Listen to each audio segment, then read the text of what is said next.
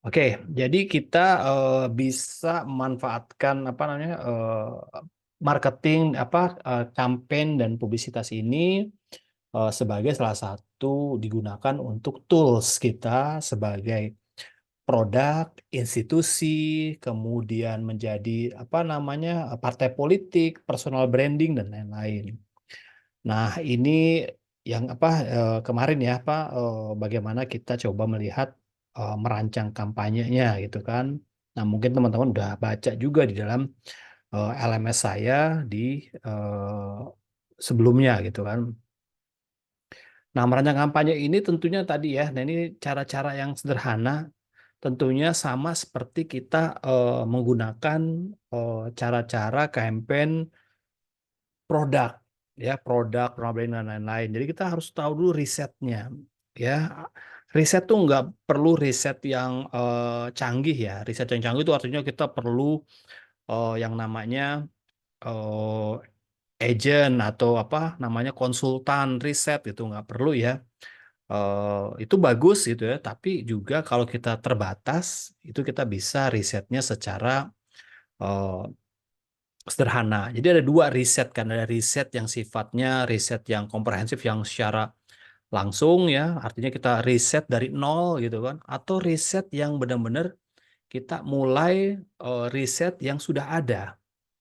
Kalau dari nol lagi kita harus tahu tuh kita mau riset seperti apa. Tapi kalau yang dari udah ada itu kita menggunakan data-data di internet gitu kan. Misalnya kalau saya ya mau campaign tentang teh kahuripan. Nah, kalau saya punya dana lebih, dana banyak, saya akan merancang riset untuk secara komprehensif risetnya. Dari awal, tentang brandnya nih apa, kenal gak sama brand Kahuripan, kau beli teh di mana terus gitu kan. Jadi interview tuh, bisa FGD, bisa apa namanya tuh, polling, bisa wawancara, bisa macam-macam, survei, apa sensus dan lain-lain.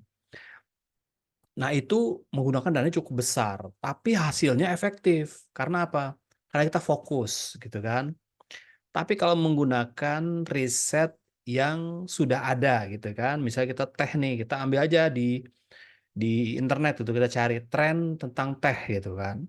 Nah, itu muncul nanti orang tuh banyak minum tehnya. Teh apa sih? Teh celup apa teh tabur misalnya gitu kan. Teh apa? Teh yang tabur gitu kan. Nanti orang kan nanti bisa milih gitu kan teh-teh apa yang apa namanya yang biasanya orang minum gitu kan. Nah, tapi hasilnya itu bisa dibilang tidak terlalu optimal karena apa? Karena tidak menggambarkan, mencerminkan dari riset teh kita gitu, teh yang kita mau produknya kita mau kampanyekan. Nah, jadi teman-teman riset tetap, tapi kita penting kita ada data gitu kan, ada data-data awal lah, data awal untuk melakukan campaign. Nah, kalau kita merancang riset, datain dulu nih risetnya apa. Ya, yang paling sederhana kita ambil aja riset di secara umum aja lah gitu kan. Kalau kita misalnya mau memasarkan produk di lingkungan kita gitu, kita tahu dulu nih kira-kira orang-orang di lingkungan kita ini pada minum teh nggak gitu, atau beli tehnya jauh nggak gitu ya. Nah, seperti itu ya. Seperti itu ya, sederhana aja. Sehingga kita bisa menentukan campaign apa yang cocok untuk di lingkungan saya gitu atau lingkungan sekitar kita. Lalu tentukan tujuan campaignnya. Ya, tujuannya apa? Apakah yang namanya untuk awareness atau untuk apa namanya sifatnya penjualan dan lain-lain. Biasanya tujuan campaign itu untuk awareness ya, awareness ya. Awareness, jadi kita tahu nih, aware orang-orang bahwa kita ada produknya. Kita punya produk, atau produk ini ada info terbaru bahwa ini produknya ini harganya misalnya diskon dan lain-lain. Ya, nah ini tujuan kampanyenya. Lalu tentukan audiens yang spesifik. Ini kan sama ya, audiens spesifik ini untuk produk bisa, untuk partai politik bisa. Nanti terkait partai politik ini lagi musim-musim campaign kan, jadi kita nanti coba singgung dikit lah ya tentang partai politik. Tentukan audiens yang spesifik. Nah, kalau kita misal contoh apa namanya produk gitu kan, produk yang spesifik kalau misalnya kita jualan apa mau memasarkan teh celup gitu kan. siapa sih yang spesifik yang minum teh celup gitu kan? Apakah bapak-bapak? Apakah anak SMA? Apakah apakah siapa gitu kan? Nah, sehingga nanti kita tahu siapa-siapa aja yang minum teh kita setiap hari gitu kan. Nah, kalau untuk kahuripan itu biasanya kita targetnya adalah ibu-ibu. Sementara ini ibu-ibu ya dalam awal-awal nih ibu-ibu. Meskipun target kita juga terpecah juga ya. Ibu-ibu, wanita aktif gitu kan yang peduli terhadap kesehatan ya. Kemudian kenapa ibu-ibu? Karena ibu-ibu itu biasanya yang menentukan untuk membeli sesuatu gitu kan. Misalnya memutuskan untuk beli produk teh, yang menentukan produk tehnya apa tuh biasanya ibu rumah tangga gitu kan. Kalau lagi ke supermarket, ke pasar, mereka taunya kan mereknya gitu kan. Beli teh dong, teh ini gitu kan. Nah, kita sasarannya ibu-ibu gitu, kita edukasi. Nah, lalu juga untuk wanita karir atau wanita aktif ya, karena ada teh kami tuh yang teh kesehatan, ada teh hijau gitu kan, sehingga kita perlu edukasi orang-orang aktif ini yang sibuk tapi mau sehat, mau kurus gitu misalnya gitu kan, tetap mau kurus gitu kan, tetap aktif. Nah, itu kita edukasi juga orang-orang seperti itu gitu kan. Nah, seperti itulah kita audiens itu spesifik gitu kan. Sehingga nanti kita bikin program kampanye itu jelas gitu kan. Pakai bahasanya bahasa apa gitu kan. Nah, kalau kita lihat apa kampanye politik. Nah, ini kampanye politik ya. Kalau lihat kampanye politik itu banyak lagu-lagu kampanye politik itu banyak tuh pakai bahasa Jawa. Coba Anda perhatiin deh. Baik 01, saya nggak tahu kalau 01 ya, 02, 03 itu menggunakan bahasa Jawa, lagu-lagu Jawa, lagu-lagu apa campur sari gitu kan, atau lagu-lagu kekinian yang Jawa lah gitu. Itu banyak banget gitu. Saya perhatikan tuh di radio, kemudian di TikTok, di apa, kok banyak banget lagu-lagunya yang bernuansa Jawa. Ketika saya telusurin ternyata target mereka yang paling besar adalah memang Jawa. Jawa itu paling besar juga di Jawa Tengah dan Jawa Timur. Sehingga mereka itu pakai bahasa-bahasa mereka gitu. Nah, itu nangkep ya kira-kira seperti itu. Makanya pakai bahasa ini, bahasa-bahasa Jawa gitu kan. Sehingga apa informasinya jelas gitu kan, nggak pakai bahasa yang apa pakai bahasa misalnya bahasa Medan lah, bahasa apa gitu. Mungkin kalau radionya radio Medan mungkin pakai ada macam-macam bahasa ya, tapi secara umum, secara nasional kalau Anda dengerin lagu apa ya lagu lagi radio ya, radio Kiss FM misalnya, itu mempromosikan misalnya apa 02 misalnya gitu, mempromosikan 02, itu ada lagunya lagu Jawa ditampilin diputer di radio itu gitu kan. Saya bilang kok ini lagunya apa ya? Oh lagu kayak campur sari gitu gitu. Oh ternyata apa itu targetnya gitu kan. Nah kita bisa pelajari ya dari hal-hal yang ada di sekitar kita. Nah, baru tentukan strategi komunikasinya. Nah, strategi komunikasi ini apa nih? Menggunakan platformnya apa? Menggunakan brosur apa? Menggunakan apa? Apa menggunakan apa namanya? Alat peraga kampanye gitu misalnya.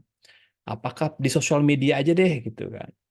Nah, tergantung nanti kita targetnya apa nih? Spesifik audiensnya. Misal audiensnya adalah masyarakat menengah ke bawah, yang notabene misalnya apa sosial media tuh misal atau sosial media atau TV itu misalnya mahal gitu kan, mungkin pakai brosur pakai apa pakai eh, namanya banner gitu kan, pakai apa spanduk gitu kan. Nah, itu mungkin efektif gitu kan, tergantung nanti kita maunya seperti apa.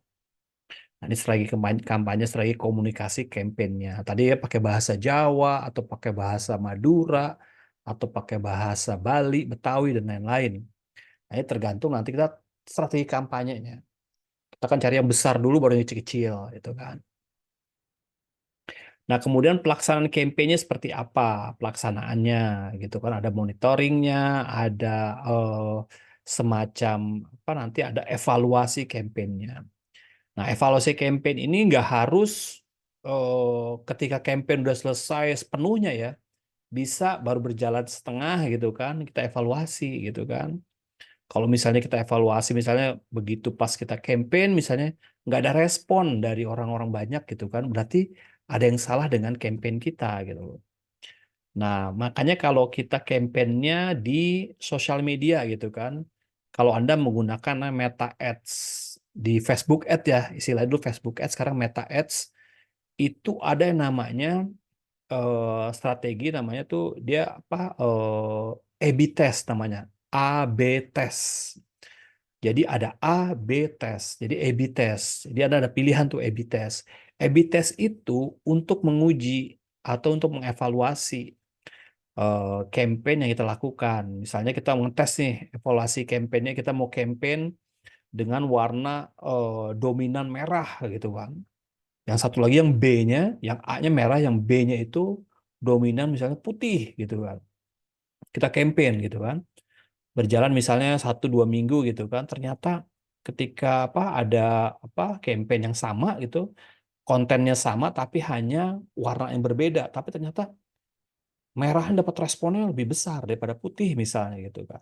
Nah, itu menjadi masukan untuk tim bahwa oke, kita campaign dengan warna merah karena responnya itu 80% tuh orang suka warna merah misalnya gitu kan. Karena mungkin eye catching gitu kan. Nah, kita pakai warna merah karena udah di A/B test gitu kan. Sama seperti evaluasi campaign yang lain yang tidak menggunakan sosial media gitu kan. Kita lihat responnya. Ada responnya secara apa namanya acak ya, bisa di apa bisa. Karena kalau respon atau evaluasi campaign yang bisa dihitung atau bisa dilihat secara kuantitatif itu hanya campaign-campaign digital. Campaign-campaign digital tuh lebih mudah dilihat ya. Karena apa? Ada klik di situ, ada share, ada like, ada komen, itu menjadi evaluasi campaign. Tapi kalau brosur gimana? Kalau banner, spanduk gimana? Nah, itu kan apa namanya sulit untuk dihitung. Berapa banyak orang yang melihat spanduk kita? Atau berapa banyak orang yang tertarik dengan spanduk kita? Itu nggak bisa, karena untuk orang lewat itu kita nggak tahu. Nah, makanya kita untuk campaign ini tadi dibagi-bagi lah. Kalau misalnya mau evaluasi campaign yang banner itu pakai kuantitatif, pakai yang namanya interview orang gitu kan, pakai sistemnya sistem apa sensus atau kita wawancara orang gitu kan, kita pakai pendekatan-pendekatan kuantitatif gitu kan. Kita tanya, kita hitung, pernah lihat nggak, pernah lihat spanduk kita nggak di jalan, misalnya pernah tertarik nggak gitu, terus gitu kan sampai kita hitung atu-atu tuh. Kayak seperti polling lah, seperti kayak polling atau elektabilitas gitu kan, itu istilahnya tuh pakai pakai polling juga ya. Nah, kalau yang digital itu lebih gampang. Digital tuh bisa jadi hitung orang yang like, yang orang yang komen atau yang share itu bisa dilihat untuk mengevaluasi. Ya, seperti itu teman-teman ya. Nah, kalau evaluasinya seperti apa nih? Nah, evaluasinya itu bisa menggunakan ini ya. Nah, ini bisa ada statistik. Statistik yang tadi ya, menggunakan cara-cara kuantitatif. Spanduk ya, billboard. Billboard gimana ngitungnya orang lihat di lampu merah? Yang orang lewat atau orang apa, cara ngitungnya berapa banyak orang yang lihat itu seperti apa kan sulit. Makanya menggunakan statistik misalnya. Statistik itu harus pakai orang yang apa wawancara, orang yang sensus, orang yang interview di lapangan. Tapi kalau eh, digital ini menggunakan jangkauan gini, reach. Kalau Anda pemain digital marketing, itu ada reach namanya jangkauan. Kita misalnya mau pasang iklan kita mau reach berapa banyak orang nih. Dari budget kita misalnya 1 juta, kita kira-kira 1 juta itu bisa reach atau bisa menjangkau berapa orang. Biasanya dikasih nanti sama informasinya sama si Facebook atau Instagram. Kalau 1 juta itu bisa menjangkau orang tuh 10.000 sampai 30.000 orang gitu kan. Itu range-nya gitu kan.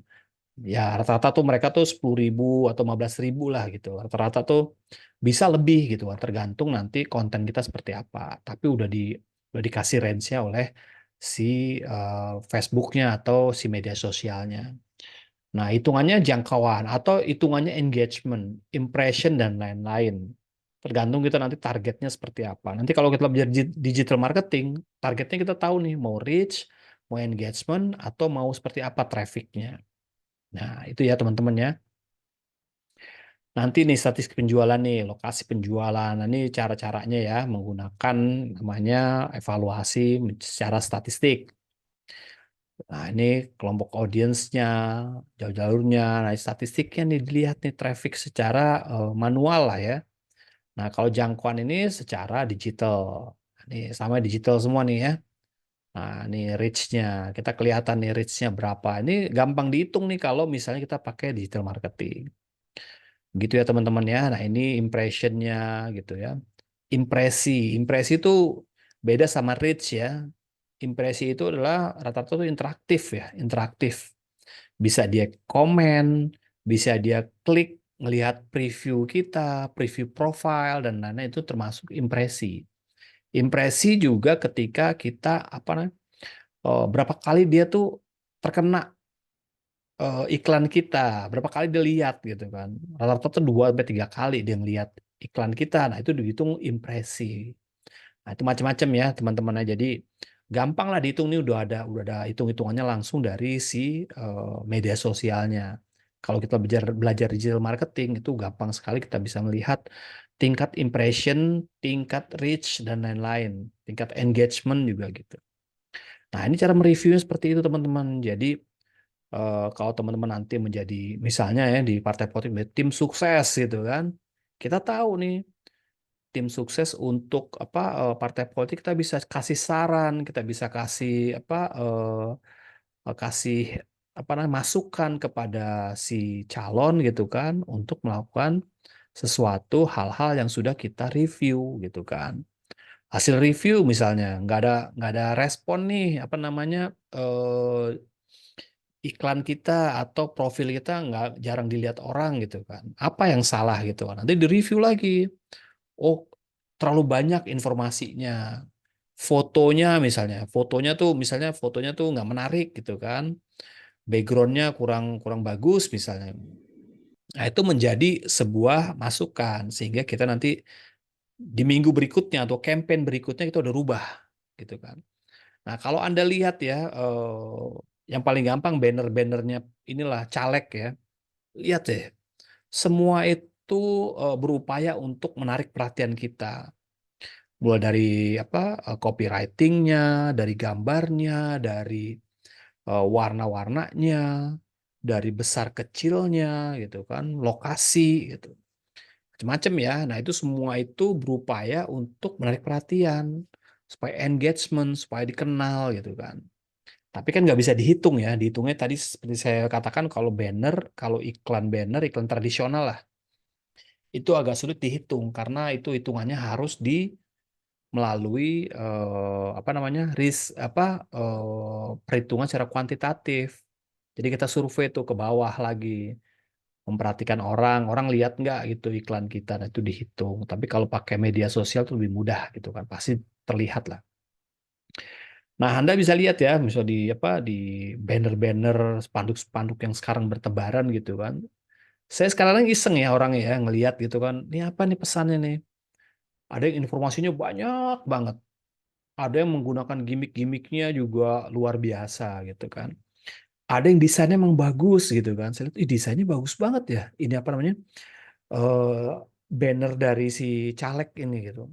Saya juga menarik gitu. Wah, ini bagus nih gitu kan. Jadi untuk masukan aja untuk kita kan. Tapi kadang-kadang kalau misalnya dia udah bannernya bagus gitu kan, sayangnya penempatannya tuh biasanya ya itu kurang kurang bagus gitu kan. Karena apa? Numpuk dengan banner-banner yang lain, apalagi dia kalah besar gitu kan. Sayang gitu kan. Nah, ini akhirnya yang lihat cuma saya doang gitu karena saya merhatiin gitu kan. Kalau yang lain kan kalau yang naik motor kalau itu nggak perhatiin lah. Ini sampah nih banyak banget gitu kan. Tapi karena saya orang yang suka yang lihat desain-desain, lihat-lihat apa namanya hal-hal yang sifatnya komunikasi massa, komunikasi marketing itu saya liatin gitu kan. Oh, ini seperti ini. Oh, ini seperti ini gitu kan. Ada yang sederhana gitu kan, ada yang malu-malu, ada yang bawa binatang. Ada loh. Kalau Anda lihat di salah satu jalan ya, ada itu mereka tuh bawa kucing, ada yang bawa kucing, ada yang gayanya itu eh apa ya, menarik lah ya. Apa dia emang dandan gitu kan, dandan kayak dandan di salon gitu kan orangnya. Kemudian ada yang pakai AI ya, pakai AI itu pakai digital digital inilah artificial gitu kan. Jadi gambar kayak gambar kartun gitu kan. Ada yang seperti itu, ada yang gambarnya seperti ilustrasi, ada yang foto gitu kan. Dan lain-lain ya. Jadi apa menarik ya kalau untuk diteliti ya. Kalau saya lihat untuk diteliti ini menarik nih. Bagaimana dia bersaing dengan ratusan banner gitu, ratusan banner yang apa yang menumpuk. Bagaimana dia bisa stand out, bisa kelihatan gitu kan. Nah, ini banyak caranya ya. Kalau emang udah numpuk ya kita ngapain kita harus apa namanya bersaing di situ gitu kan. Kalaupun kita mau bersaing, mungkin kita harus yang unik sendiri misalnya. Ya, cara-caranya macam-macam ya. Dulu tuh pernah ada tuh salah satu partai politik ya, kecaleg partai politik itu fotonya kebalik. Fotonya kebalik, tapi ada ini ada apa namanya ada apa judulnya gitu loh. Saya rela jungkir balik untuk rakyat loh. Benar foto jungkir balik gitu kan. Nah, itu sebenarnya menarik ya, sehingga orang tuh ya belum tentu milih tapi dia udah bisa menarik perhatian gitu.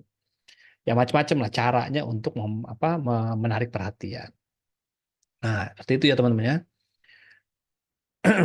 Nah, ini tentang merancang kampanye dan juga evaluasi kampanye digital. Nah, kalau teman-teman kalau ada yang mau tanya silakan nanti di itu aja di intervensi aja ya atau di apa di Slack aja ya kalau ada mau nanya. Nah, saya masuk ke materi berikutnya adalah pemasaran sosial. Ini terkait dengan ini ya, terkait dengan partai politik juga ya. Kenapa kita menggunakan pemasaran sosial? Nah, ini karena ada bukunya nih, eh, politik politik social marketing, pemasaran sosial politik gitu kan. Ini ada bukunya. Ternyata yang disorot adalah partai politik gitu kan. Partai politik sekarang di saat dia apa namanya melakukan kampanye, melakukan sosialisasi menggunakan ini pemasaran sosial. Contohnya apa? Contoh macam-macam ya. Dia turun ke lapangan, misalnya bagi-bagi sembako, terus kemudian dia perbaikan jalan, kemudian dia perbaikan misalnya apa sarana-sarana masyarakat gitu ya. Macam-macam. Zaman dulu kan banyak tuh, biasanya tuh nyumbang karpet lah, nyumbang TV di apa di pos kamling gitu kan. Nah, itu pemasaran sosial sebenarnya. Tapi cara-cara di kita kan pemasaran sosial itu kan harusnya kan jangka panjang, bukan jangka pendek. Nah, tapi kita sekarang ini agak salah kaprah kalau khusus di partai politik, khususnya caleg, caleg ya. Itu jangka pendek, dia maunya tuh begitu dia sumbang apa namanya TV atau nyumbang jalanan gitu, dia maunya tuh besok dipilih gitu. Itu nggak bisa gitu. Ada yang bisa, ada yang enggak ya. Tapi rata-rata tuh nggak bisa gitu loh. Karena pemasaran sosial itu adalah investasi jangka panjang. Kalau di perusahaan kami itu ya, perusahaan saya tuh di London Sumatera itu pemasaran sosialnya tuh banyak. Ada namanya beasiswa untuk masyarakat, ada misalnya hitanan massal, operasi katarak gitu kan. Kira-kira kita dapat benefitnya perusahaan tuh apa gitu kan? Nggak bisa jangka panjang, jangka nggak bisa jangka pendek, nggak bisa short term gitu. Dia bisa long term, lama. Ketika misalnya anak itu udah berhasil gitu kan menjadi apa menjadi pegawai negeri kah menjadi bupati gitu kan mereka masih ingat tuh perusahaan kita. Nah, ketika dia ingat perusahaan kita dia ngomong ke orang lain, saya dulu dapat beasiswa dari perusahaan ini perusahaan baik loh. Nah, itu efeknya jangka panjang. Hitanan massal juga gitu kan. Hitanan massal gimana, apakah begitu dihitan dia apa langsung kita dapat untungnya gitu? Enggak. Internal tuh akan diingat setiap waktu tuh. Oh ya dulu saya dihitan tuh sama perusahaan itu loh gitu kan. Jadi apa? Jadi ada kesan di publik itu positif gitu loh. Jangka panjang gitu loh. Nggak bisa jangka pendek. Nah di kita itu maunya jangka jangka pendek, khusus caleg-caleg gitu kan. Kalau partai politik melakukan pemasaran sosial itu biasanya di tahun-tahun awal sebelum sebelum masa ini ya, sebelum masa pemilihan umum, tahun-tahun awal dia turun ke lapangan, bantu sosial apa terus menerus, sehingga ada militansinya. Militansi yang bagus tuh adalah dua partai politik tuh, PDIP dan PKS. Itu militansinya luar biasa, konsisten terus gitu. Di komplek rumah saya tuh, buset gitu kan. Itu apa militansinya tuh oke-oke gitu. Karena apa? Nggak dibangun instan. Dia udah lama. Kalau nggak salah tuh ya, di PKS dulu tuh ada bersih-bersih jalan gitu loh. Itu jauh dari masa kampanye, sebelum-sebelum lah gitu.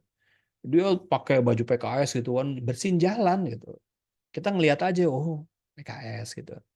Itu efeknya nanti gitu kan. Elektoralnya tuh nanti 3 tahun, 4 tahun mendatang gitu kan. Nggak yang hari itu langsung orang, wah pencitraan nih, akhirnya negatif gitu kan. Nah ini perlu, karena pemasaran sosial tuh harus yang citra positif tapi jangka panjang di benak orang gitu. Itu konsepnya seperti itu ya teman-teman. Kalau kita mau pakai pemasaran sosial. Kalau untuk unsia gitu, kira-kira apa pemasaran sosialnya? Ya itu ya, pengabdian masyarakat gitu kan.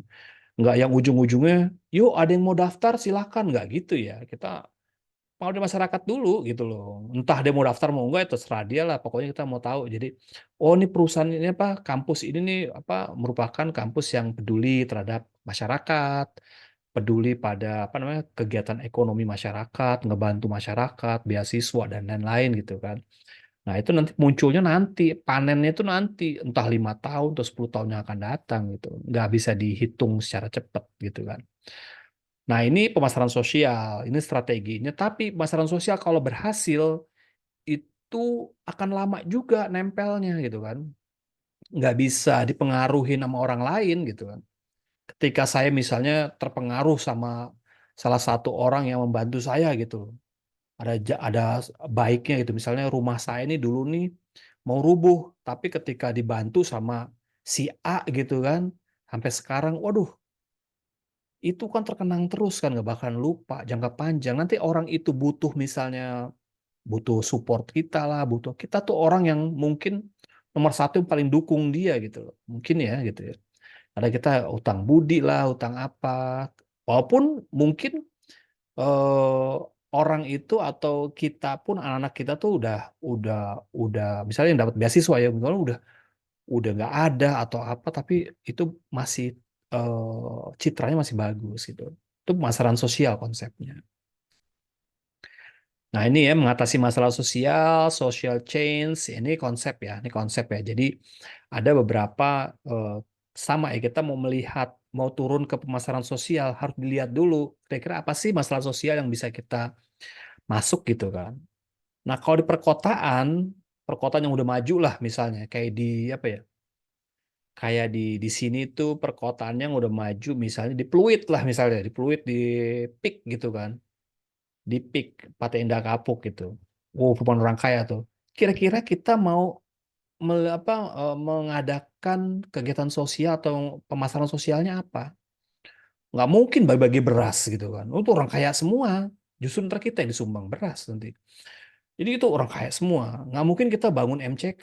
Nggak mungkin juga gitu kan. Apa yang kita bisa sosial? Nah ini tinggal di apa di strategi ini. Ciri-ciri apa nih? Nah ini kan kalau gini nih misalnya kita membuat attitude nih pasti penyuluhan tentang apa? Macam misalnya cara apa namanya mental health. Nah, mental health. Orang kaya kan mental health-nya harus dijaga juga gitu kan. Nah, ini yang penting untuk mereka tuh itu mental health, mengatur misalnya apa keuangan misalnya atau mengatur investasi. Nah, itu kegiatan sosialnya kita ngasih itu workshopnya apanya cocok. Nah, kalau Anda misalnya apa terbalik gitu kan di lingkungan kumuh apa kita workshopnya tentang bagaimana memanage keuangan nggak cocok juga deh uang aja nggak ada gitu kan susah nyari uang kok manage keuangan ya salah juga gitu nah ini harus dicocokin sehingga kita akan berubah perilakunya kita mengharapkan perubahan perilaku terhadap orang-orang itu ya nah ini pemasaran sosial nih ini kita bisa pakai di segala bentuk apa bentuk-bentuk produk institusi maupun perorangan ya. Tapi gitu, konsepnya itu jangka panjang, jangka panjang. Nah, ini ya social campaign, sejarahnya, karena kan kalau Anda baca buku tentang social marketing politik gitu kan, itu menarik sekali. Contohnya tuh Golkar. Waktu itu saya baca ya bukunya di Golkar.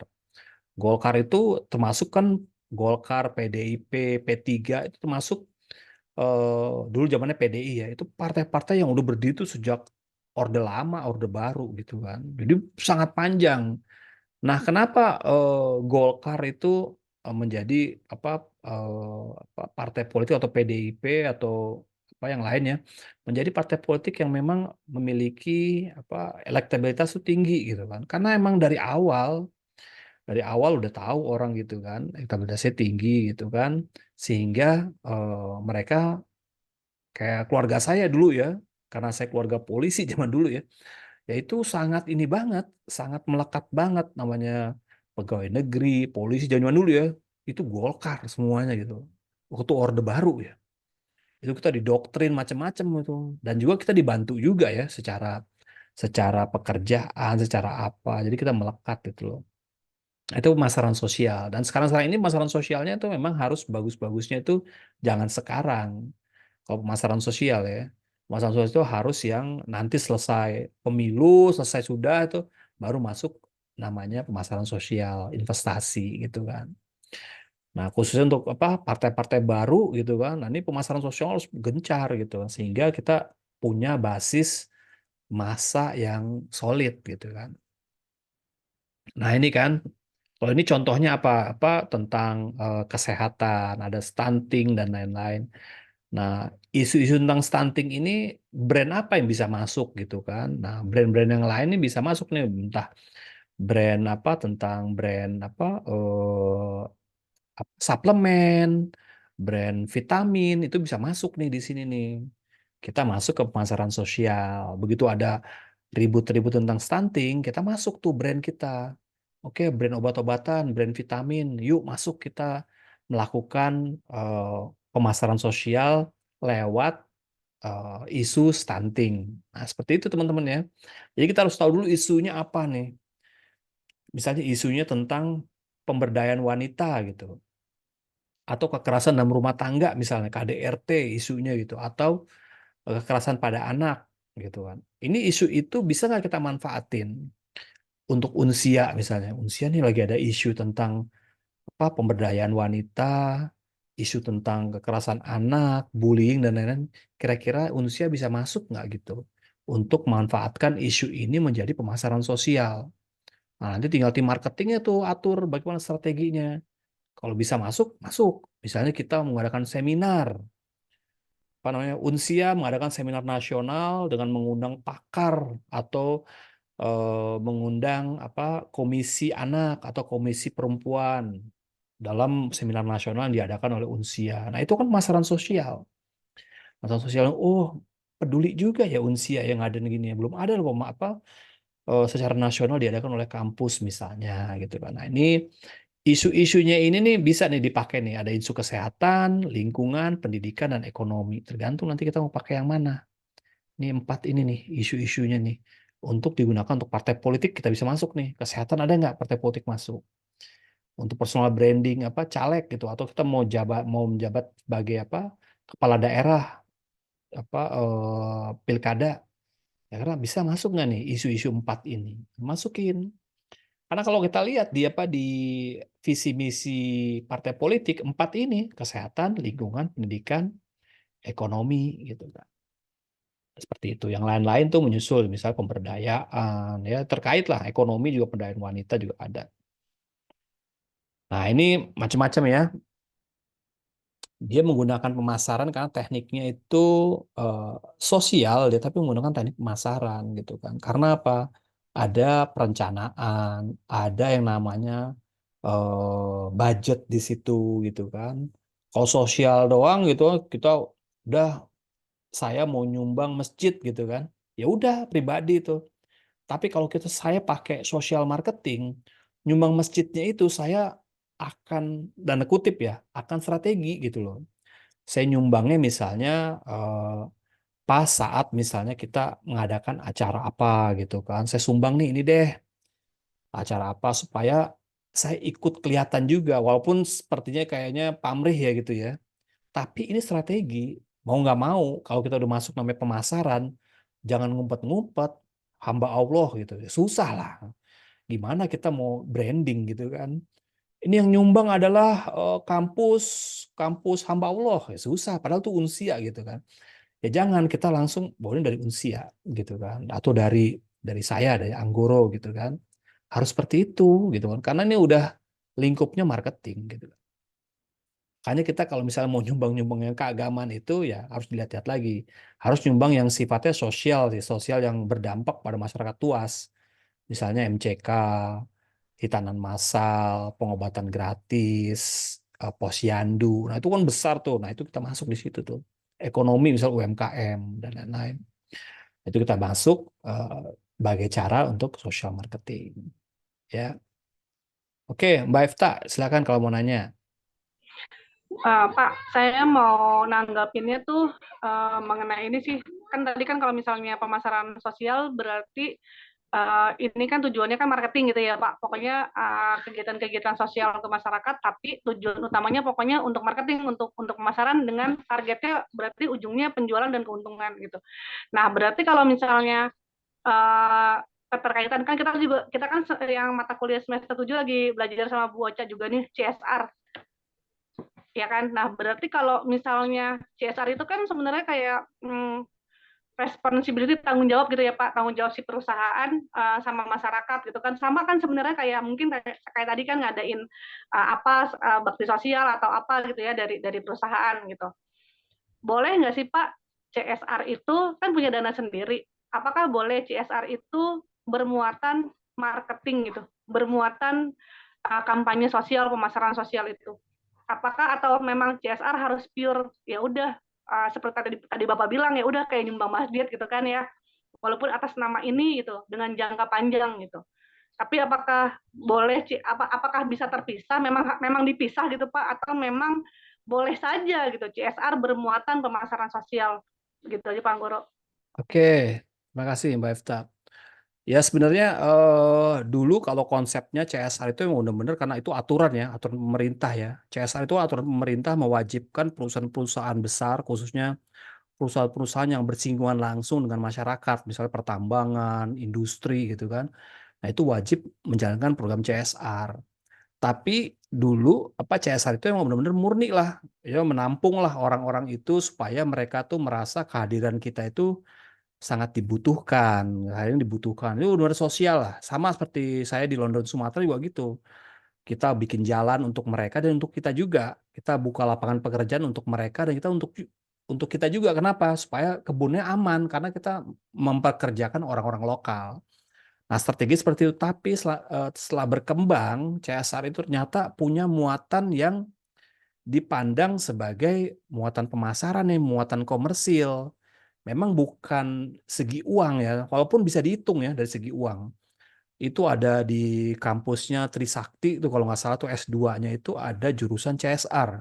Dulu saya pengen masuk tuh, tapi karena dia tuh backgroundnya manajemen ekonomi dan apa, karena dia jurusannya manajemen ekonomi lah gitu, tapi dia ada CSR program studinya. Dia bagaimana menghitung sumbangan yang kita kirimkan itu, atau sumbangan yang kita kasih, misalnya sunatan massal itu bisa berdampak pada keuangan. Nah, itu gimana cara itu? Sunatan massal bisa jadi duit gitu, bisa jadi duit feedback ke kita, jadi keuntungan. Nah, itu ada hitung-hitungannya tuh. Misalnya kalau kita nanti ngurus izin ke camat, misalnya biasanya kita 100 juta atau 20 juta gitu. Tapi ketika kita ngadain sunatan massal, jadi gratis misalnya gitu kan. Nah, itu dihitung tuh. Nah, dihitung bahwa itu kita udah bisa menghemat 20 juta ketika kita ngadain sunatan massal. Nah, tapi nggak 20 juta karena camat aja, tapi ada masyarakat-masyarakat yang jadinya membela perusahaan kita kalau ada apa-apa, ada demo, ada tuntutan-tuntutan dari misalnya dari apa UNICEF, dari WHO atau dari mana gitu kan, dari NGO gitu kan. Kita akan dibela oleh masyarakat. Masyarakat itu bersaksi bahwa ini perusahaannya bagus kok, nggak ini nggak neko-neko dan dia berbuat bagus. Itu investasi juga dihitung menjadi benefit kita. Hitung-hitungannya gimana? Nah, saya nggak paham tuh hitungan itu. Ada hitungan yang secara apa bisa jadi duit gitu kan. Jadi sumber penghasilan dihitung. Nah, itu ada akuntansinya, makanya saya nggak masuk. Karena saya malas ya hitung-hitungan. Jadi saya nggak jadi dah gitu. Ada hitung-hitungannya bagaimana me, mensuit atau mereduce kegiatan sosial itu jadi semacam keuntungan duit yang apa yang bisa dijadiin duit gitu kan. Nah, semakin berkembangnya CSR ini akhirnya dilihat tuh oleh konsep-konsep marketing, konsep-konsep PR, makanya ada marketing PR gitu kan, yang akhirnya dijadiin sebuah strategi gitu kan. Karena strateginya sangat efektif gitu kan, karena terselubung tuh dan tanda kutip bahwa kita sebenarnya jualan atau kita sebenarnya mau cari citra, mau cari muka lah gitu kan kepada masyarakat, pada pemerintah, karena kan diekspos. Kalau nggak diekspos ya nggak, ya CSR-nya murni tuh, udah nggak usah diekspos deh, udah di bawah aja Pak ya, nih dari saya nih hamba Allah, ya kan nggak mau kita diekspos gitu kan. Nah itu murni, tapi kalau udah ekspos, diundang wartawan, bahwa kita nyumbang nih CSR, itu secara langsung maupun nggak langsung adalah marketing gitu kan. Jadi kita nggak nih kita murni kok CSR, nggak bisa. Udah diekspos, udah apa, dan biasanya exposure itu menjadi kekuatan kita untuk apa? Untuk kita misalnya menjadi apa perusahaan yang menjalankan apa apa namanya tuh kegiatan perusahaan yang baik lah gitu. Nah itu dihitung tuh, apalagi perusahaan saya itu perusahaan TBK ya, perusahaan terbuka. Itu wajib dan itu harus dilaporkan secara berkala itu dalam bentuk apa? Laporan. Ya nggak bisa, makanya udahlah, nggak mungkin kita bangun jembatan itu sia-sia gitu kan. Nggak usah difoto, kita ikhlas kok lillahi ta'ala. Ah, nggak mungkin itulah. Itu nggak mungkin. Jadi kita harus expose ini sebuah sebuah apa kebaikan yang perlu kita expose dan menjadi sebuah keuntungan benefit yang buat kita. Selain buat masyarakat, buat perusahaan juga. Dan buat apa perusahaan misalnya mau ke Pemda, mau ke apa, kita minta izin, kita bisa perpanjangan HGU, perpanjangan izin perusahaan dan lain-lain, dipermudah karena kita udah berkontribusi terhadap pengembangan daerahnya dia. Nah, itu perlu, makanya jadi komersil akhirnya sekalian aja deh. Meskipun kita perusahaan kecil nih, misalnya kayak Unsia gitu kan, sebenarnya nggak wajib-wajib banget bikin CSR, tapi karena kita ini merasa CSR itu penting sebagai strategi marketing, ya dibikin CSR. Ya udahlah kita bikin deh. Mahasiswanya ya bikinnya kegiatan CSR, EFTA sama teman-teman bikinlah apa kayak bangun jembatan, terus pengobatan gratis gitu atau apalah untuk teman-temannya. Nanti pakai tuh namanya jaket alma mater ya. Kan nggak harus harusnya kan, tapi pakai jaket alma mater, difoto, pasang banner, itu udahlah. Itu udah diekspos ya. Wah, Unsia melakukan kegiatan kemasyarakatan. Aduh, gitu kan. Nah, nggak apa-apa. Artinya sekalian aja pakai strategi marketing. Dan sampai sekarang tuh kalau saya teliti ya, nggak ada perusahaan sekelas misalnya kayak Pertamina, BUMN gitu, mengerjakan CSR itu sia-sia. Sia-sia dalam arti kata, dia tuh di bawah tangan lah lillahi ta'ala, nggak mungkin. Nah itu karena diwajibkan gitu, diwajibkan untuk diekspos ya sekali aja untuk membangun citra. Jadi seperti itu Mbak Efta. Jadi prinsip CSR benar sebenarnya tuh sosial, benar-benar sosial pure ya. Konsepnya dibikin seperti itu, tapi karena ada laporan, ada exposure, ada citra yang terbangun gitu kan, ya udah sekalian. Akhirnya muncul marketing, public relation, ada pemasaran sosial dimanfaatkan. Akhirnya menjadi suatu tools dari marketing. Seperti itu Mbak Epta. Itu ya. Ya, makasih Pak Anggoro. Pak Anggoro, Oke. tapi aku sama satu lagi nih Pak Anggoro mau Boleh. nanya, kan kita belajar belajar public relation udah banyak banget ya, misalnya dari Mm-mm. semester awal udah beberapa mata kuliah gitu. Dan itu kan selalu di setiap kegiatan-kegiatan PR gitu, itu pasti kan berujung adanya evaluasi gitu ya. Di perusahaan kan selalu ada evaluasi gitu. Tapi saya banyak mendapati gitu kalau misalnya uh, kegiatannya atau targetnya itu berhasil gitu ya Pak dilampaui, uh, kebanyakan melakukan evaluasinya itu minim gitu Pak, nggak detail gitu karena dianggap kan oh ini sukses kok gitu kan ya, apa namanya targetnya gitu, target pemasarannya gitu. Sebenarnya sepenting apa sih Pak? Apakah kalau misalnya memang kalau berhasil itu tidak perlu dievaluasi habis-habisan, sama seperti ketika apa sih namanya targetnya itu gagal gitu Pak? Kan kalau kita gagal kan pasti kan targetnya kita kan evaluasinya habis-habisan tuh gagalnya di mana gitu. apakah kalau misalnya berhasil itu seharusnya tetap dilakukan evaluasi habis-habisan atau ya udah cuma kayak sekedar gitu Pak? Itu aja sih Pak, karena saya nemuinnya kalau evaluasi itu banyaknya sekedar gitu Pak. Itu aja sih Pak. Makasih Pak Goro, itu aja. Oke, ini berdasarkan best practice ya, karena saya di PR tuh lama banget ya. Itu dari awal saya masuk gitu sampai di corporate communication, di apa kerjanya seperti itu. Jadi berdasarkan apa pengalaman saya, jadi ada kegiatan CSR itu ada yang proaktif, ada yang pasif gitu loh. Pasif itu ya berdasarkan permintaan lah. Kalau masyarakat minta baru kita kasih gitu kan. Ya sebenarnya itu ya nggak harus dievaluasi yang kayak gitu. Karena minta misalnya Pak, ini proposal masuk nih, masyarakat minta apa bangun apa perbaikan masjid gitu. Oke, gitu kita kita benerin masjidnya. Kalau nggak ada permintaan masyarakat, kita eh, biasanya dalam perusahaannya tanda kutip ya, itu banyak menghindari CSR gitu kan. Wah, kalau misalnya keputusan emang apa namanya perusahaan-perusahaan yang benar-benar apa peduli gitu kan, ada programnya kayak di London Sumatera itu dulu sangat proaktif. Jadi kita ada namanya program proaktif, ada program pasif. Program pasif itu tergantung proposal dari daerah-daerah. Bangun masjid lah, sumbangan ke pemuda lah, Karang Taruna itu kita review paling dari 10 proposal kita approve 3 gitu kan. Itu pasif kan, kita nggak ngapa-ngapain mereka minta gitu kan. Bikin tong sampah, bikin gapura, bikin, dah kasih duitnya.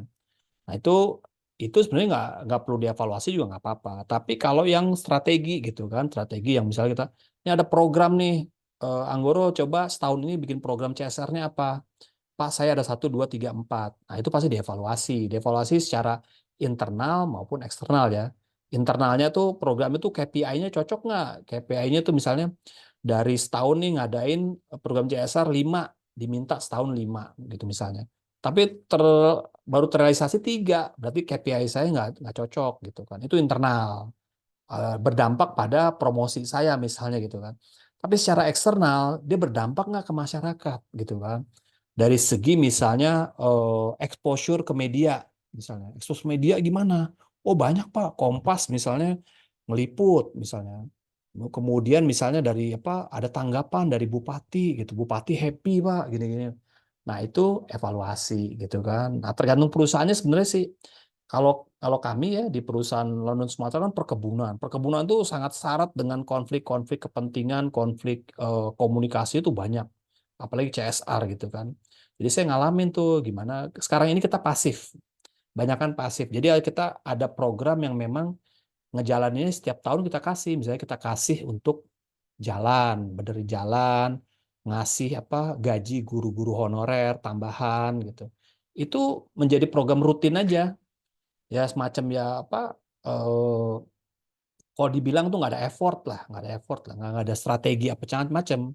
Tapi waktu saya yang handle dulu ada strategi, saya maunya dalam setahun ini saya mau bikin 3 atau 4 program. Karena 3 4 program itu satu program aja kita bikin tuh review, bukan review, perencanaan itu panjang.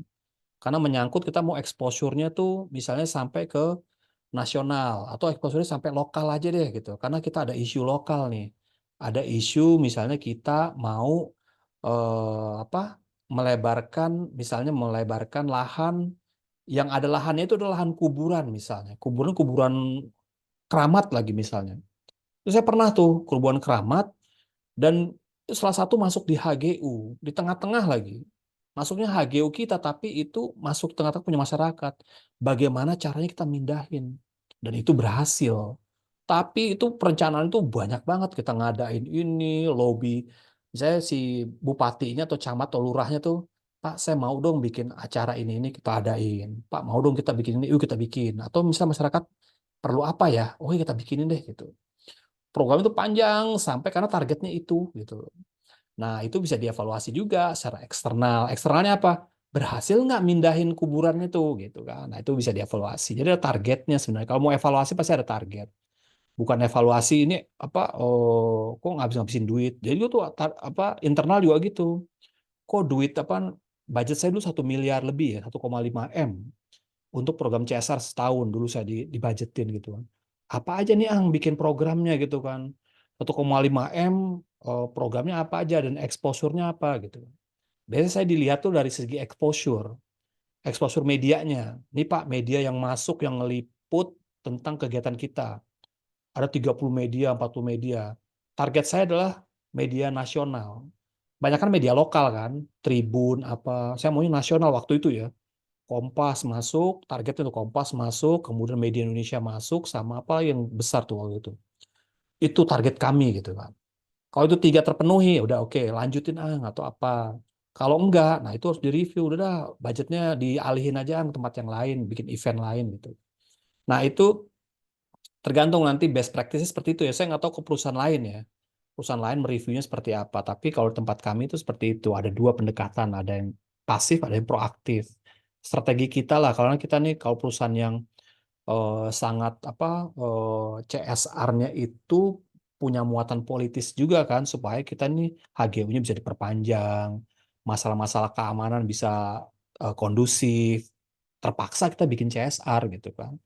Nah, ada yang benar-benar memang kalau CSR BUMN ya memang udah menjadi suatu kewajiban. Kalau kami tuh kalau di swasta ya, saya nggak tahu kalau Lonsem ya, ya ini rahasia gitu kan.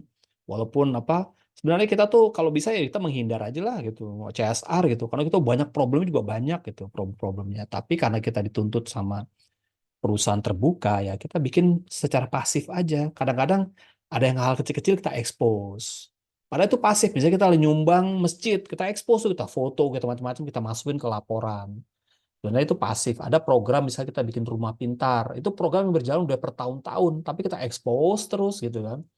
Karena itu pasif gitu. Nah itu menurut saya evaluasi penting gitu kan, tapi tergantung dari strategi lagi gitu kan. Strateginya mau pasif apa, mau yang proaktif. Kalau proaktif, evaluasinya seperti apa, yang pasif, evaluasinya seperti apa.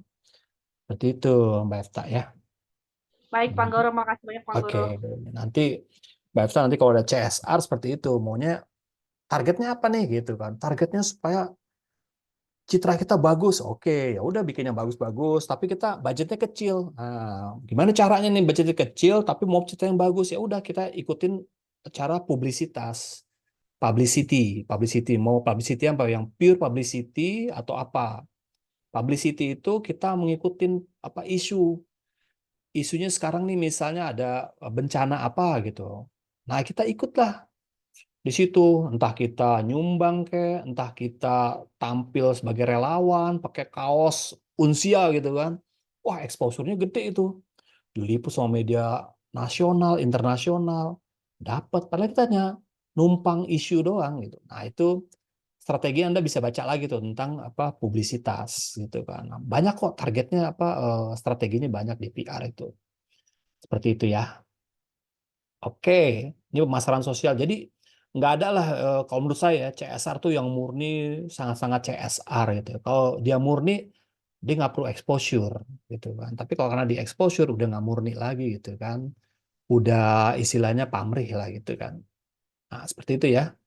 Nah ini kan tuh mempengaruhi konsumen, merubah perilaku dan lain-lain. Nah ini meskipun tujuannya tuh menjaga lingkungan gitu, tapi kita ini menjaga lingkungan itu juga ada apa namanya ada muatan-muatan pesan gitu loh.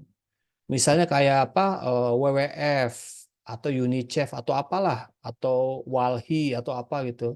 Meskipun dia itu murni sebagai LSM yang bergerak bidang sosial ataupun lingkungan, ada muatan-muatan politis.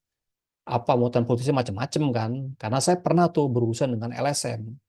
LSM itu sengaja apa namanya inilah ya studi kasus saja. Dia tuh sengaja membuat report-report yang buruk tentang London Sumatera, khususnya apa sawit.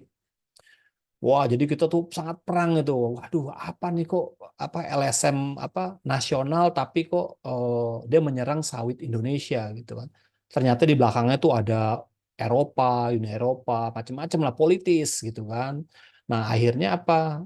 Waktu itu kalau nggak salah Pak Luhut ya menginformasikan tuh bahwa LSM janganlah gitu kan menyerang sawit-sawit atau perusahaan-perusahaan sawit kita gitu kan. Karena ini untuk kepentingan negara dan macam-macam gitu kan. Kan isunya kan lingkungan, apa rumah kaca, macam-macam lah itu. Nah, itu makanya kita sering diserang tuh, macam-macam. Baik itu namanya eksploitasi tenaga kerja, kemudian limbah, kemudian AMDAL dan lain-lain tuh kita kena tuh namanya sawit. Semua kelapa sawit pasti kena mengalami. Itu serangan saya tuh waktu sama LSM berafiliasi dengan Eropa. Wah, itu diserang, dia bikin press release, dia bikin press conference. Nah, kalau misalnya Mbak Efta atau siapa jadi PR, tuh gimana tuh cara bikinnya tuh? Saya setengah mati tuh. Wah, gimana Pak? Dia bikin press conference, bikin press release, ngundang media-media nasional dan internasional. Media kan seneng kalau ada isu kan. Nah, kita kan nggak ada isu gitu kan, perusahaan. Gimana caranya nih? Nah, itu kita lobby lah. Kita lobby ke pemerintah, kita lobby ini. Kita mau di backup nih. Kita mau nih ditutup nih. Udah oke tutup. Tapi saya nggak mau bayar pajak, nggak mau bayar ini, nggak mau bayar itu. Terus kemudian apa pembangunan di kota yang ada kita kelapa sawitnya, udah kita biarin. Mau nggak gitu? Nyata pemerintah kota, pemerintah kabupaten juga nggak mau. Karena sebagian besar kontribusi dari pajak kita itu untuk daerah gitu. Nah, makanya kita kerjasama tuh. Nah, itu Mbak Efta tuh kalau strateginya kayak gitu ya. Oh, pusing juga itu kalau misal kita PR-PR yang baru gitu. Jangan sekedar wangi doang, wangi gitu Nggak rapi. usah itu, nggak usah kayak gitu Pak. Sekarang saya jadi PR Himakom juga krisis komunikasi mahasiswanya banyak. Ah iya, itu. Nah, itu belajar dari situ gitu kan. Yep. Makasih. Tapi yang lebih seru kan kayak gitu kan. Kita diserang sama lain, media nasionalnya juga nyerang kita gitu. Kita gimana? Kok kita diserang? Udah cari backup pemerintah gitu kan. Pemerintah nih mau nggak nih usaha nih jalan nih? Kalau nggak ya udah kita pergi nih, kita tinggalin sawit kita. Kita mau jual, kita diemin aja. Oke, kita rugi sekian triliun nggak apa-apa. Tapi kita nggak mau bang. Nggak mau juga pemerintah. Kewalahan juga. Ya udah pemerintah backup. Nah, kita harus tahu strateginya seperti apa ya kalau kita lawan-lawannya kita seperti itu gitu kan. Nah, Mbak Epta juga mungkin punya strategi sendiri nih gitu kan untuk meredam teman-teman yang kira-kira gimana krisis komunikasi seperti ini kan gitu. Apakah ada backup dari kampus ada nggak? Atau ada backup dari apa strategi kita misalnya turun ke lapangan nih seperti apa nih untuk nenangin mahasiswa? Apa kita perlu apa apa mediasi, dialogis, macam-macam lah strateginya nanti Mbak Efta nggak bisa tuh ada rumusnya gitu. Rumusnya nggak bisa A, B, C, D nggak bisa. Kadang tuh kita perlu B dulu, baru D. A-nya tuh di belakang mungkin ya. Jadi saya kadang-kadang tuh kalau studi kasus itu kadang-kadang dulu saya pernah studi kasus ya sama ada mahasiswa tuh Mas siapa dulu ya dia sama tuh kasus sama saya dia PR di perusahaan pabrik lah gitu di pabrik. Kasusnya itu ya mirip-mirip sama saya gitu loh. Misalnya internal, mogok kerja dan lain-lain itu seperti apa gitu Pak. Nah itu nggak bisa pakai konsep teori, oh apa teori ini dulu dimasukin nggak bisa gitu kan. Teori kadang-kadang tuh kita taruh di belakang. Pendekatan kita tuh pendekatan gerilya. Kadang-kadang kita pendekatannya komunikasi itu kadang-kadang tanda kutip pakai duit dulu gitu. Nah, itu tergantung strategi ya. Nggak bisa tuh kita apa murni kita menjalankan konsep-konsep apa murni sosial murni nggak ada. Selama ini saya jalan tuh harus pakai duit gitu. Ini secara praktek ya. Jadi teman-teman tuh tahu gitu kan. Jadi nggak murni tuh, wah Angguro tuh PR gini-gini nggak bisa. Saya selalu dibekalin duit. Saya cash advance dulu ke kantor. Saya perlu duit, saya 10 juta. Untuk apa? Untuk makan sama wartawan, sama nyebarin press release untuk wartawan. Wartawan udah seragam tuh. So, oke ya, ini press release dari saya nih. Pak Nguri gimana, gimana? Pokoknya wartawan-wartawan yang idealis saya nggak undang. Ini wartawan-wartawan yang nggak terlalu idealis. Set, oke siap, siap. Tunggu deh di kantor. Set, muncul ting, ting, ting, ting. Ting. Wah, udah berhasil masuk, udah gitu. Nanti tinggal misalnya saya jadi narasumber atau jadi apa? Jadi istilahnya jadi apa? Jadi sumber yang dimintain keterangan sama wartawan ya. Saya udah setting gitu. Oh ya, begini, begini, begini. Udah. Kayak gitu ya. Jadi nggak bisa tuh kita murni-murni PR yang PR konseptual, teoritis. Makanya sekarang saya kalau baca buku tentang PR, ya mohon maaf ya, misalnya diajarkan oleh dosen-dosen yang memang akademisi gitu. Kadang-kadang bagus secara konsep teori, tapi kadang-kadang di lapangan kita tuh nggak cocok gitu. Bukan nggak cocok ya, nggak kepakainya tuh nanti ketika kita nanti menghadapi situasi yang normal strateginya. Tapi kalau yang nggak normal, emang ada yang namanya menghadapi krisis komunikasi. Ada namanya SOP-nya. Di kantor saya ada bukunya tuh SOP. Dalam menangani krisis. Satu, evakuasi misalnya. Kedua, gather ininya informasi. Kita amanin komunikasinya. Ketiga, kita coba sebarkan ke sini. Namanya pakai spin doctor kita siapin. Ini apa namanya? Namanya bukan spin doctor, namanya opini publik. Nah, opini publik leadernya itu siapa nih? Oh, lurah kita panggil. Pak Lurah, tolong komunikasikan ini. Nah, kita pakai pakai orang-orang itu, nggak kita turun langsung dihajar. Kita pakai tuh orang-orang itu. Ada namanya SOP krisis komunikasi kita punya, gitu kan. Nah, teman-teman nih yang mungkin secara apa belajar PR tuh seperti itu. Nanti kalau sempat nanti kalau saya belajar apa ngajarin PR lagi, saya kasih tuh bukunya, buku tentang corporate communication yang SOP-nya ada. SOP-nya tuh sangat konseptual karena dibikin oleh konsultan. Konsultan kan taunya hasil interview dari kita kan. Nanti kalau misalnya begini gimana ya? Dia bikin tuh pemetaannya dan menjadi panduan kita semua. Tapi sebenarnya nggak semua itu bisa diaplikasikan. Kadang-kadang kita nggak bikin nggak sesuai SOP. Karena udah pakai duit gitu mana ada SOP. SOP-nya adalah kasih duit wartawan nggak ada. Kita kadang-kadang itu improvisasi, improvisasi kita sendiri. Kasih duit ke bupati, kasih duit ke kapolres, nggak mungkin ada SOP. Kita dibredel langsung. Nah, itu adalah informasi-informasi atau strategi yang kita lakukan sesuai dengan kebutuhan. Kalau nggak perlu ada tuh saya pernah bupatinya, kapolresnya, idealis, susah kita. Masuknya susah, apanya susah. Ada masuk lewat mana kita? Masuk lewat DPR. Wah, banyak ya caranya. Kalau masuk lewat DPR, cari tuh ininya tuh apa apa ketua DPR-nya, ketua DPRD ya, DPRD bukan DPR RI, DPRD. Cari nih di komisi mana nih, cari set panggil, entertain, shoot masuk, masuk tuh barang set dia dia apa koar-koar lah di apa di koran menjadi opini publik berbeda. Ah, itu caranya seperti itu. Ini kalau dibongkar semua nanti ketahuan ya apa lonsum tuh kayak apa gitu. Jangan juga ya. Tapi ini sebagai pembelajaran lah buat kita. Jadi kita tuh semua tuh kalau misalnya masuk ke dalam korporasi PR itu nggak bisa menghindar seperti itu. Kita nggak bisa idealis. Kok tuh PR yang idealis nggak bisa. Kalian harus memang benar-benar harus apa fleksibel, fleksibel. Terdosa nggak Pak? Wah nggak tahu. Udah bawa jangan bawa dosa dah, susah gitu kan. Susah ya, bawa dosa gimana ya? Nggak bisa juga ya. Karena yang kita kasih apa uang amplop itu kadang-kadang predikatnya haji juga, haji apa ya susah juga ya, susah lah. Jadi kita kalau dalam konsep strategi apa pemasaran dan konsep PR dikesampingkan itu ya idealisme, kita konsep aja dan strategi seperti itu ya teman-temannya. Panjang lah nanti Anda bisa carilah di apa di Google tuh bagaimana kiprah saya dalam menangani krisis banyak tuh ya kebakaran, apa ada karyawan yang meninggal, ada yang petani meninggal ditembak sama BRIMOB gitu. BRIMOB itu adalah orang-orang yang mendukung kita gitu. Itu kita tembak gitu kan. Tembaknya tuh bukan nembak bunuh gitu, tapi ada kasus pencurian, kasus apa. Nah, kita apa karena itu udah nggak terbendung, kita yang bela diri terbunuh. Tapi direkayasa seolah-olah perusahaan itu semenang-menang dari segi HAM. Oh turun tuh, Komnas HAM turun, komisi apa turun, gimana caranya, gitu kan? Mau pakai gaya-gaya PR yang idealis, ya susah, gitu kan? Kita perlu yang namanya strategi.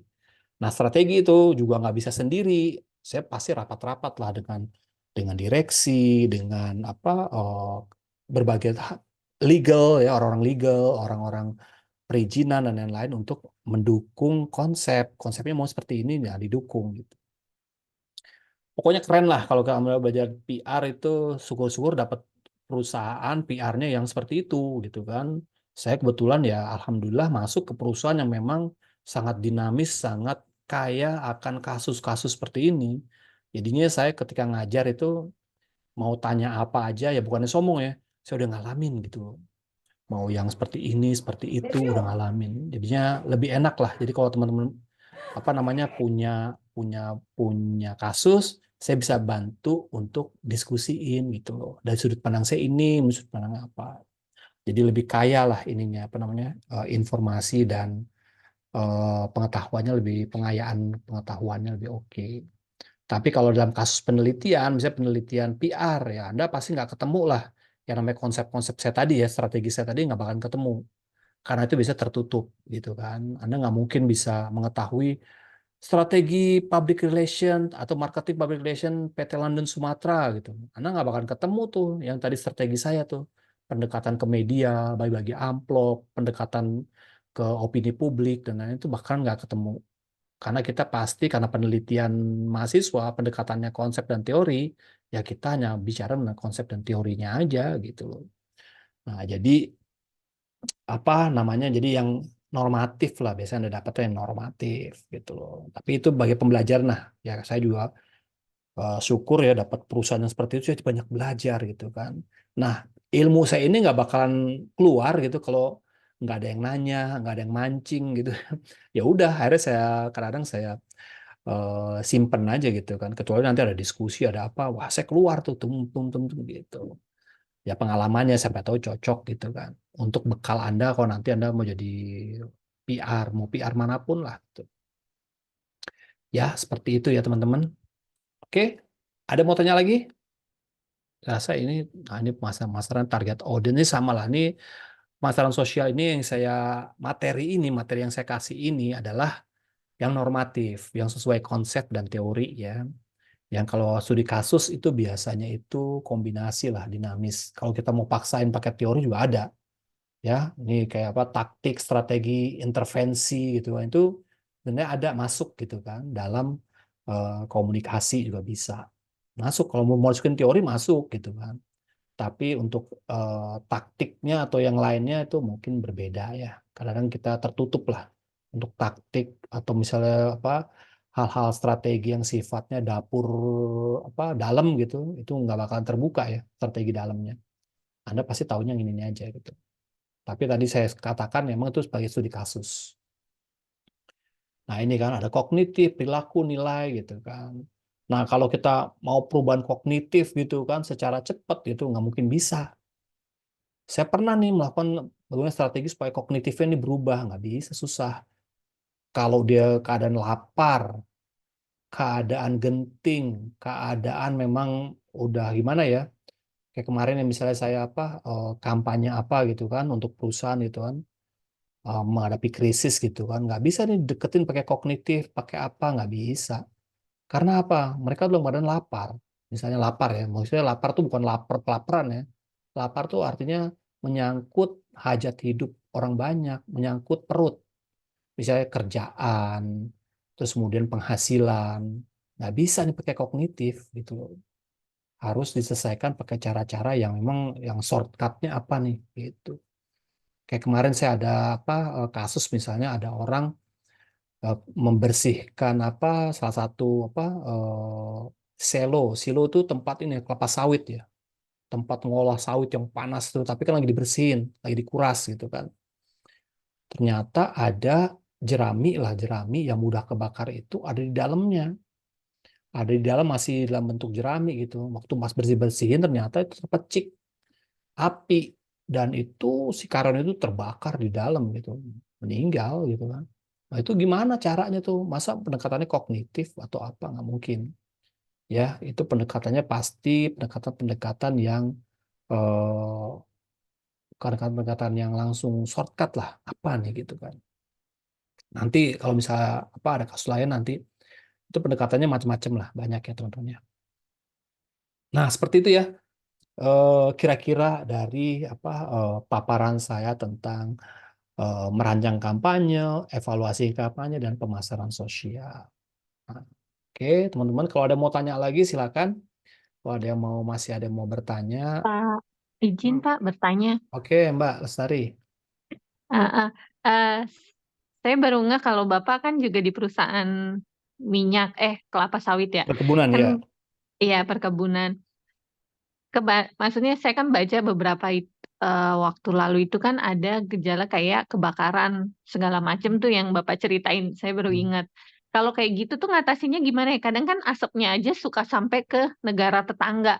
Itu kan berarti udah beda beda pemerintah tuh Pak antara Indonesia sama luar. Nah, itu Bapak ngatasinnya kayak gimana sih Pak?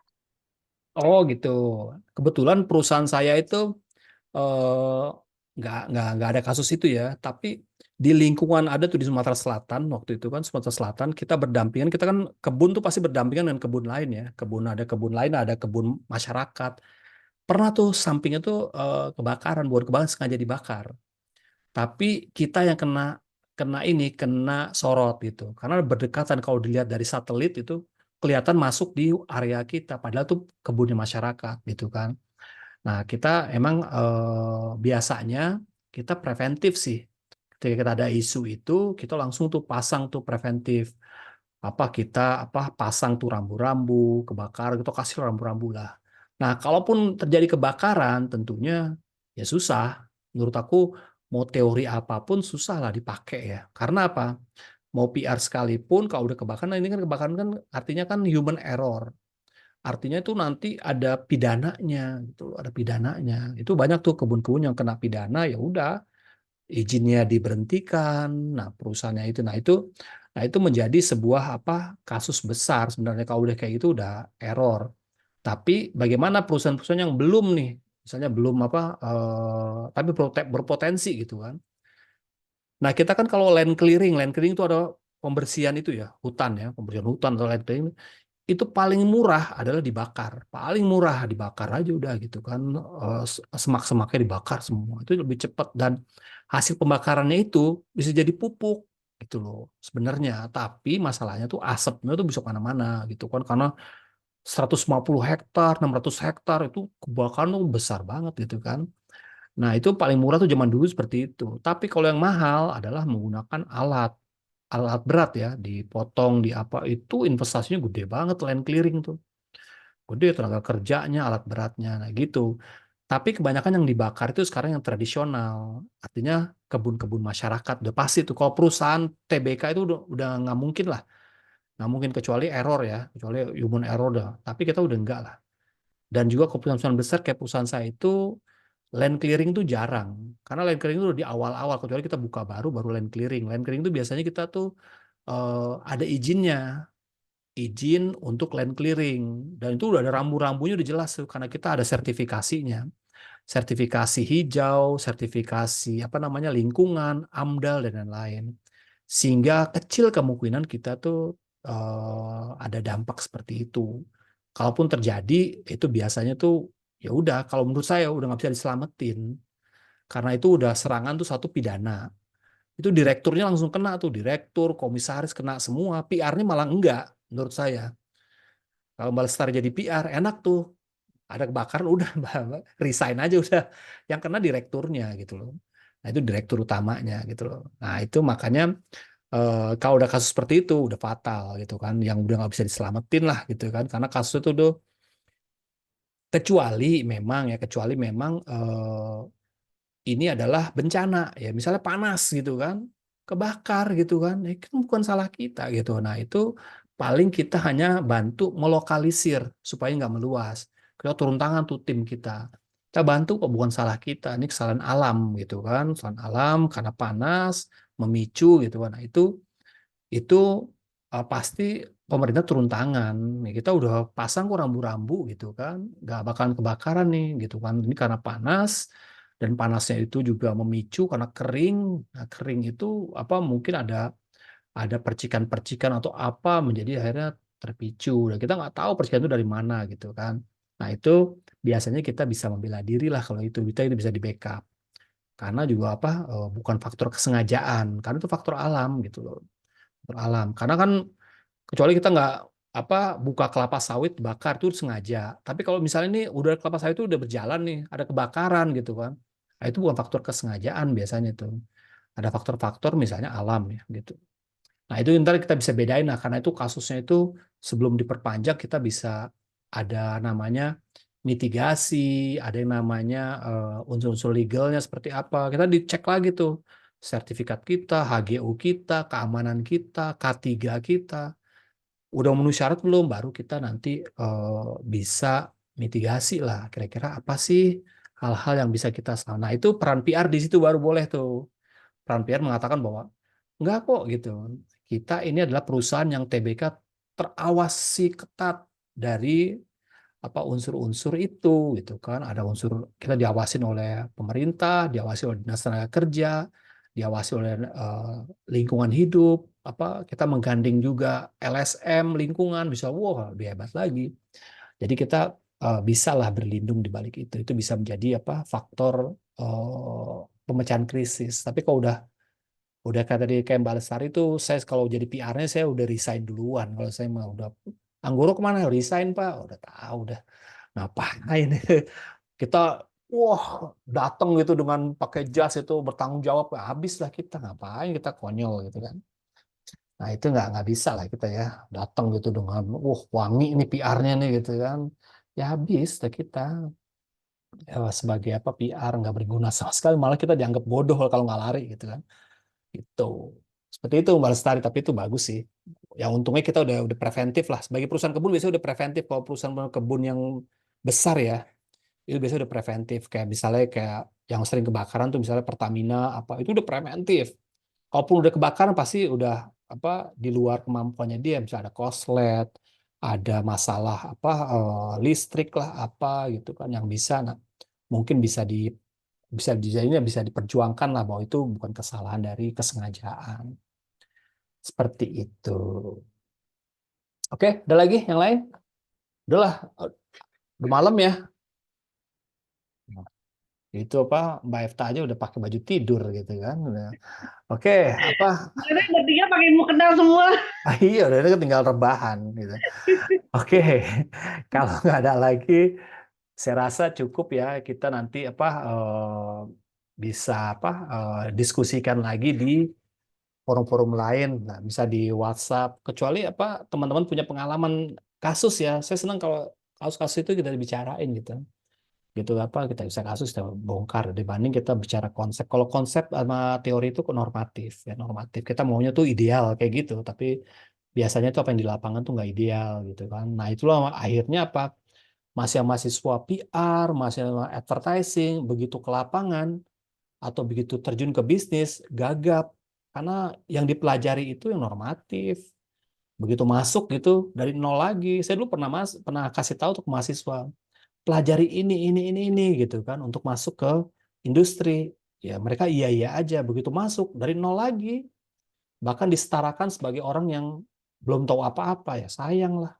Padahal saya udah kasih tahu informasi yang kamu udah S1, udah ketemu dosen yang praktisi, sayang nggak dipakai gitu loh. Nah ini kan bisa disimpan gitu. Begitu pas ada pertanyaan-pertanyaan kayak gitu apa kasus Anda tahu gitu kan. Jadi Anda nggak mulai dari nol lagi, minimal dari satu atau dua lah gitu kan. Gitu masuk industri itu nggak gagap gitu kan.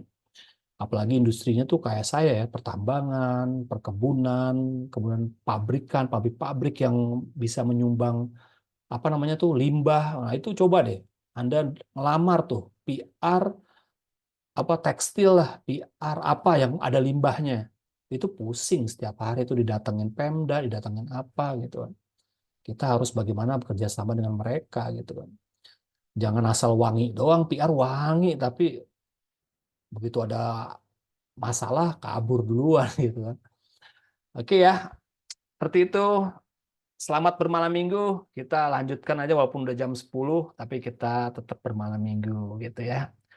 Sampai ketemu di edisi mendatang ya. Siapa tahu ada kasus-kasus yang lain kita bicarakan nanti kalau ketemu lagi di mata kuliah yang lain yang cocok dengan bidang saya, nanti kita banyakin kasus aja. Nah, ini penting nih kalau kasus-kasus kayak ini. Kalau materi itu bisa di buku, ada di Google. Tapi kalau kasus-kasus bicara sama yang orang udah ngalamin, itu menarik gitu kan. Karena saya juga pernah sering belajar juga sama teman-teman mahasiswa yang lain. Oh begitu ya Pak, oh berarti beda ya kasusnya ya. Jadi saya bisa belajar dan kasus yang lain. Jadi kita sama-sama belajar. Karena kan apa dosen kan nggak pinter semuanya gitu kan. Saya dance pinter, nari pinter saya gitu kan. Catwalk juga lumayan gitu. Tapi kalau saya masak saya nggak bisa gitu. Jangan tanya masak ya saya. Tapi kalau Sama saya, kayak Lesti dan Pak bisa masak ya. oh iya, saya aja masak air aja itu pulen. Ya, Saya masak airnya pulen loh. Oke ya teman-teman ya. Berarti tahu. cukup cukup ya untuk kita kuliah hari ini. Ini kita sudah saya rekam. Nanti untuk teman-teman yang lain kita bisa ngelihat rekamannya. Demikian dari saya, teman-teman. Terima kasih yang udah hadir, udah berpartisipasi. Sampai ketemu di video mendatang. Terima kasih. Wassalamualaikum warahmatullahi wabarakatuh. Sampai jumpa. Waalaikumsalam warahmatullahi wabarakatuh. Terima kasih Waalaikumsalam banyak Pak untuk warahmatullahi wabarakatuh. ilmu-ilmunya. Makasih, Pak. Bye.